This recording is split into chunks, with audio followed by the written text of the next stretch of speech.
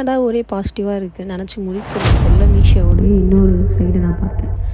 எனக்கு கிட்டத்தட்ட ஒரு 13 ஆர்டர் கிட்ட வந்திருந்தது. அதில் 5 ஆர்டரை வந்து நான் 3 ட்ரிப்பாக வந்து அனுப்பிச்சிட்டு பேலன்ஸ் இந்த மொத்த ஆர்டருமே வந்து எனக்கு லேபிள் டவுன்லோட் ஆகலை. கிட்டத்தட்ட நான் அனுப்ப வேண்டிய டைமை தாண்டி 7 டேஸ் ஆகிடுச்சு. எனக்கு ஆனாலுமே லேபிள் டவுன்லோட் ஆகலை. நான் டிக்கெட் ரைஸ் பண்ணி பார்த்தேன். எல்லாமே டீட்டெயில்ஸ்லாம் பண்ணி பார்த்ததில்ல. அது மீஷோட சைட்லேருந்து தான் வந்து மிஸ்டேக்காக. அதை வந்து நம்ம ஒன்றும் பண்ணவும் முடியாதான். சரி என்னடா பண்ணுறது நான் பார்க்குறதுக்குள்ளேயே ஃபஸ்ட்டு ஒரு 3 ஆர்டர் கேன்சல் ஆச்சு.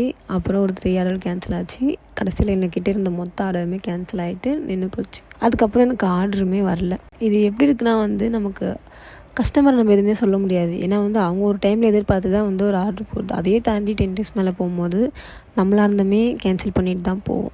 ஸோ யாருன்னா நீங்கள் புதுசாக மீஷோவில் அக்கௌண்ட் ஓப்பன் பண்ணணும்னு நினச்சிங்கன்னா தாராளமாக பண்ணுங்கள். ஜிஎஸ்டி ஓப்பன் பண்ணி ஃப்ளிப்கார்ட் அமேசான்லேயும் ஓப்பன் பண்ணி வச்சுக்கிறது பெஸ்ட்டு.